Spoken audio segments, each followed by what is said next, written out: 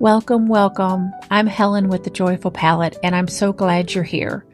Come with me as I paint 3 mischievous ants stealing a slice of watermelon from a nearby picnic. Today's painting is 11 by 14, and as you can see, the design is already on our canvas. Let's get started. The colors I'll be using are blue, red, dark and light green, brown, black, white, yellow, and later I throw in some orange. I have a variety of round brushes and an angle brush. I'm not sure if I'm going to use the angle or not, but I'm definitely going to use all of these rounds. A cup of water to rinse the brushes, and a paper plate and a paper towel. Now we're ready. I'm going to begin with the sky. I'm using a lighter shade of blue and some white. I'm putting both of those on my palette right now. You can use any blue that you have on hand. You don't have to have a specific shade. Just use what you've got.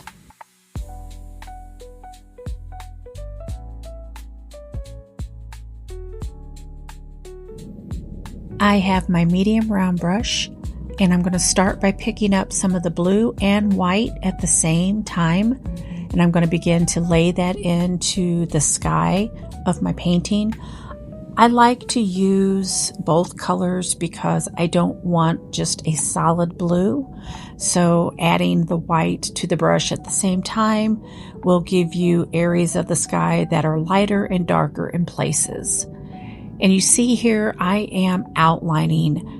I like to outline as well. So I'm going to outline around this watermelon. Then I'm going to go back in and paint in the rest of the areas of the sky. Outlining for me is just a way of avoiding those oops moments where you might get paint where you don't want it. So by taking your time to do the outlining, then you can fill in the rest a little bit faster and not worry about getting paint in the wrong place. By all means, you don't have to outline yours if you don't want to. However you're most comfortable painting is how you should do it. This is just how I do it. I will be speeding up the video here in just a moment, and I'm going to do that throughout this video at various times. So just to kind of give you a heads up, for the sake of time, I do speed things up here and there.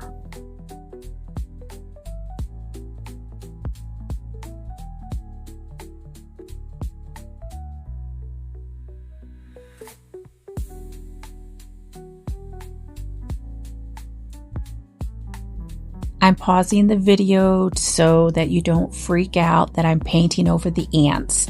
You will be able to see your lines through the paint, and I just think it's easier to paint over the ants than trying to paint around every little detail. So it's all good.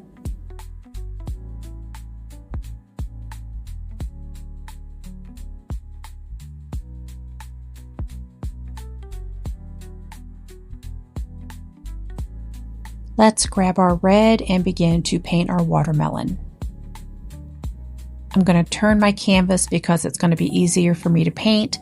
I always tell you guys, your canvas is not glued to your table, so move it to any position that is easiest for you and most comfortable to paint. Just like with the ants, I am going to paint over the seeds because red is a pretty transparent color, so you're going to be able to see them to paint them in later. I want to make these 3 little areas where it looks like somebody has bit into the watermelon just a little bit lighter shade than the watermelon slice, so I'm going to add some white to my red and paint those in.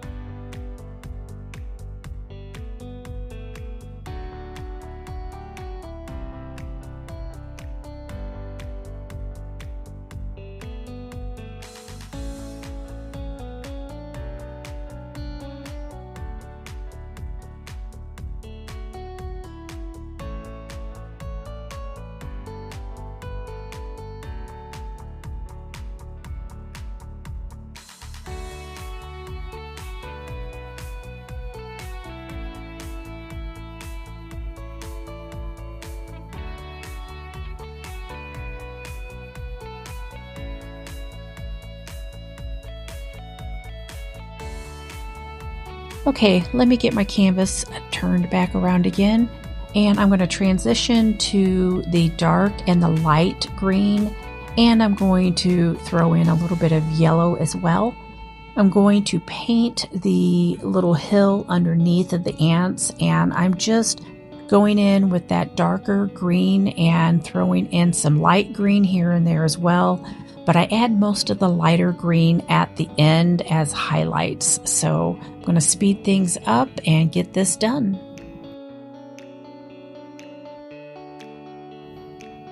And I'm going to turn it around again, and I'm going to begin to paint the very outside of the watermelon with the dark green, and then I'm going to transition to some lighter green for that middle section.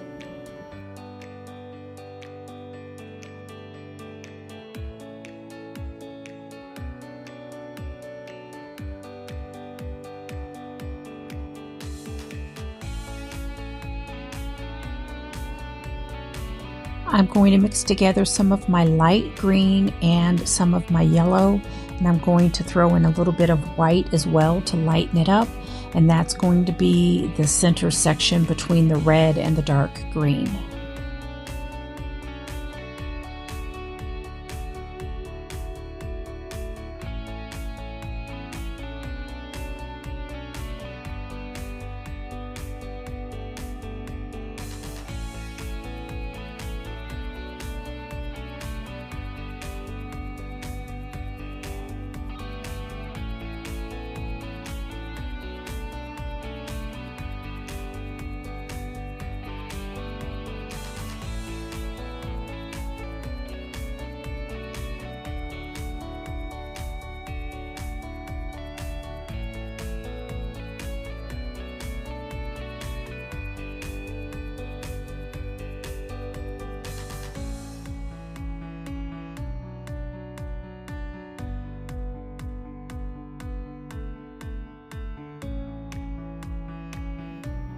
And here I go again, flipping my canvas back around.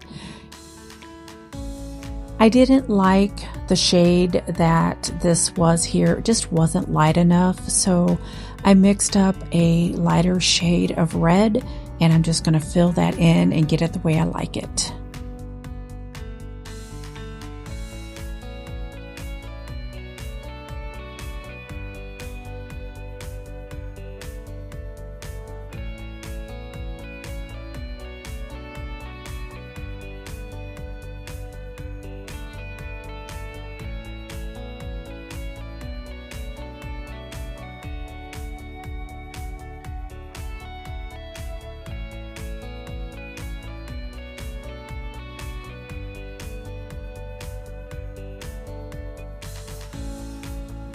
I wasn't able to record it, but I wanted to show you that I took a Sharpie marker, and those areas that I had painted over, while I could still faintly see them, I wanted them just a little bit darker, so I filled them back in.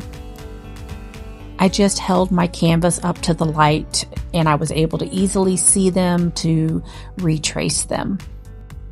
Let's grab some brown paint and start painting our ants. And I don't think I showed you, but I did switch over to a slightly smaller round brush for the ants.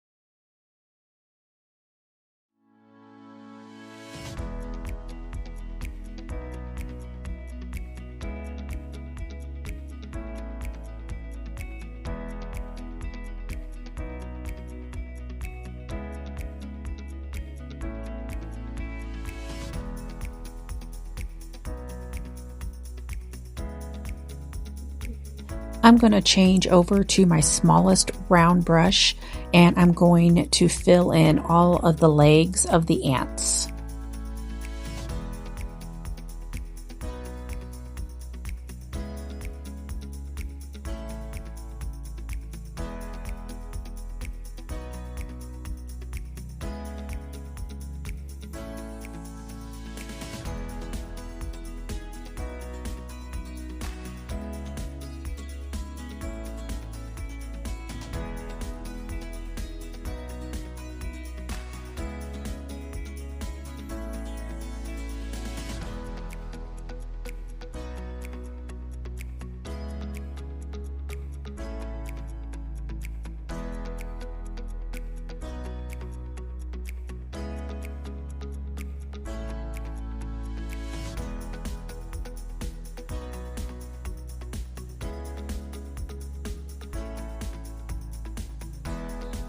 Okay, I'm going to turn my canvas again, and I'm going to throw another coat of red on the watermelon. Red's very transparent, and I feel like everything, even the greens, everything needs just another coat because some of the canvas is showing through.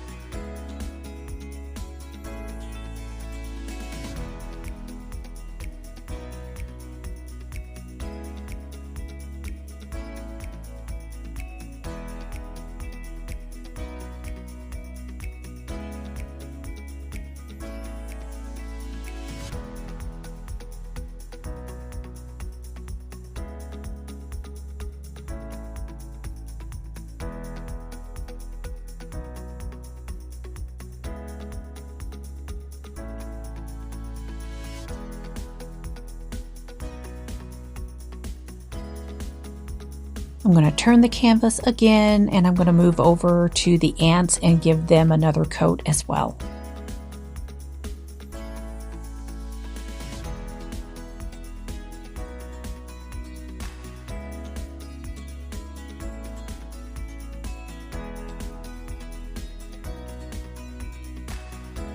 With that same small round brush, I'm going to pick up some white and I'm going to fill in each of the eyes.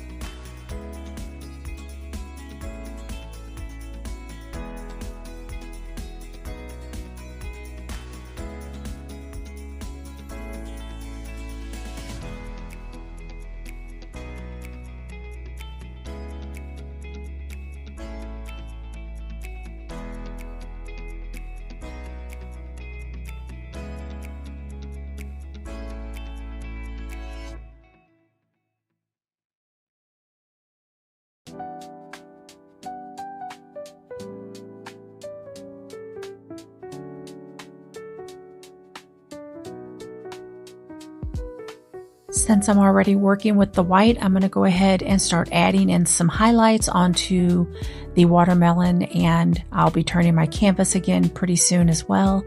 But remember, highlights and shadows, they are what help to bring our paintings to life. They give our paintings depth, they give it a more realistic kind of feel to it, so always make sure to remember to do that.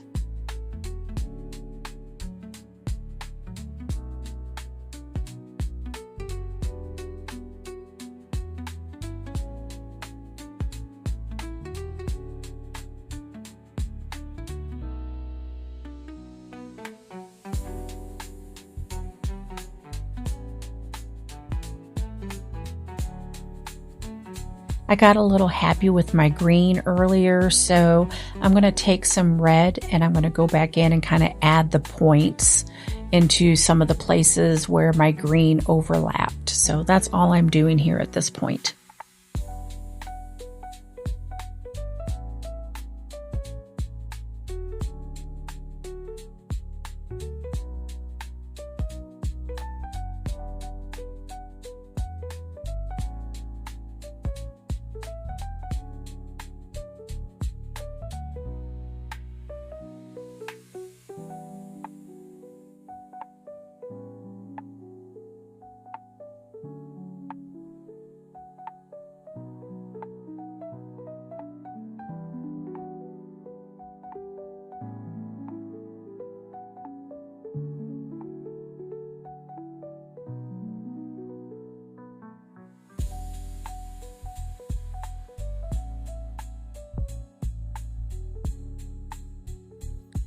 I'm going to throw in a few more highlights. And now we're going to put some black on our palette, and we're going to start filling in our watermelon seeds.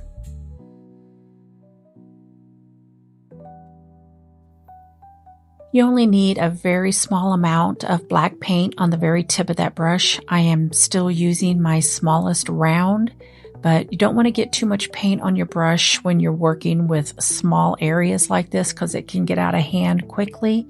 I'm going to fill in each of my seeds, and then I'm actually going to go back in and just going to put a little dab of black paint in between each of those larger seeds for the smaller seeds.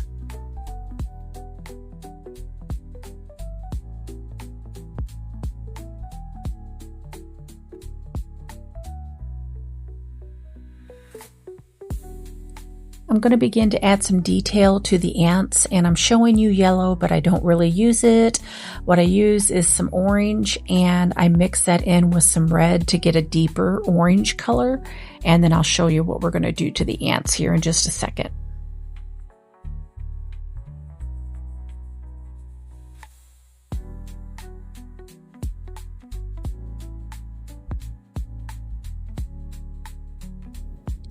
All right, I've switched back over to my medium round brush, and I'm going to pick up some of that orange paint I just mixed, and I'm going to begin to add some curved strokes and highlights with that orange paint to each of the bodies of the ants.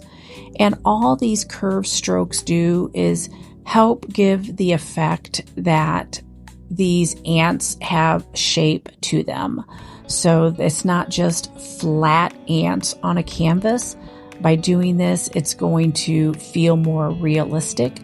So that's what you're going to see me doing here to each of the ants.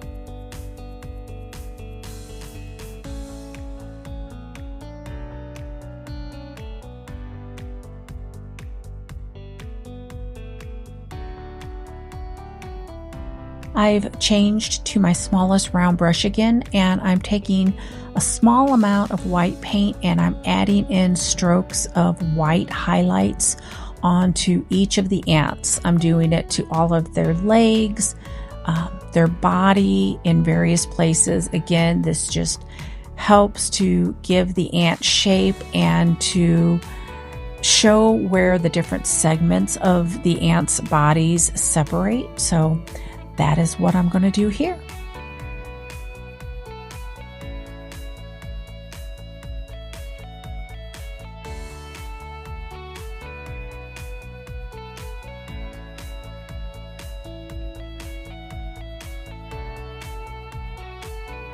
Let's add the black dots to the eyes. I'm using the back of my paintbrush, dipping it into the black paint, and then just adding a dot to each of the eyes.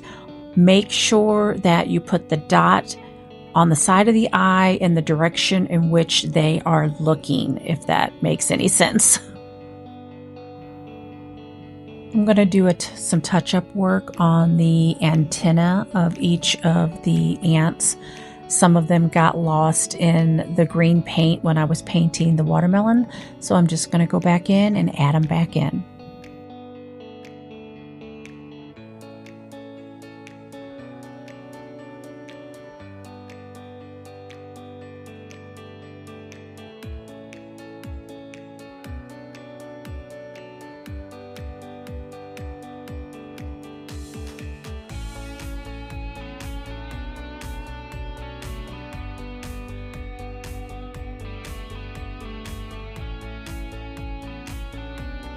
I decided that I wanted to give my hillside a little bit of a different look to it.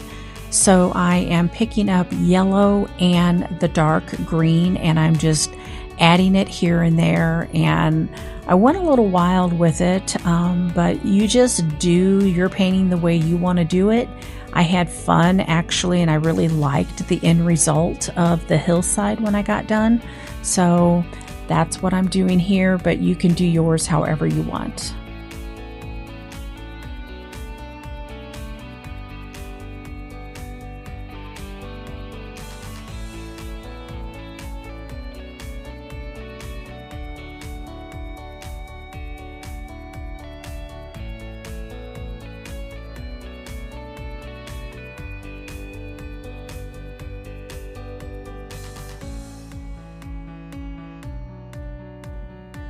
I'm going to flip my canvas back around because I realized that I forgot to add highlights to the watermelon seeds. So that's what I'm doing here, is just going in and adding in a very small highlight onto each of those seeds.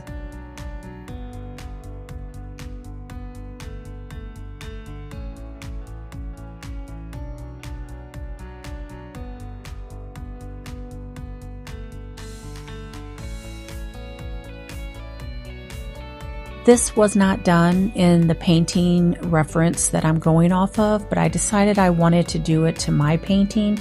And I'm using my liner brush, and I am thinning out a little bit of black paint, and I'm going to add an outline of black to everything on my painting. I just decided at the last minute I wanted to do it, and I like the definition that it really gave everything. You do not have to do this. It was just a choice. It's artist's choice, and so you do it the way you want to do it. But I do like the end result a lot. It was a little time consuming doing it, but I find the time consuming stuff to be relaxing for me. So yeah, I hope you like that I added that on.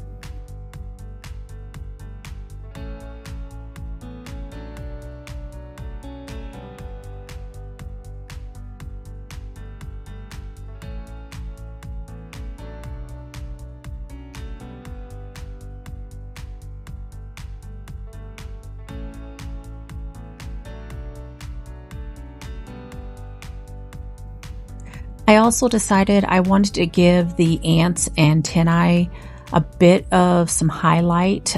They're very tiny, so you got to be very careful when you're trying to work in such a tiny space, but they were blending in to the dark green part of the watermelon, so I needed something to kind of make them pop off, and that's why I added these highlights. Again, it's not something you have to do, it's just what I wanted to do to my painting.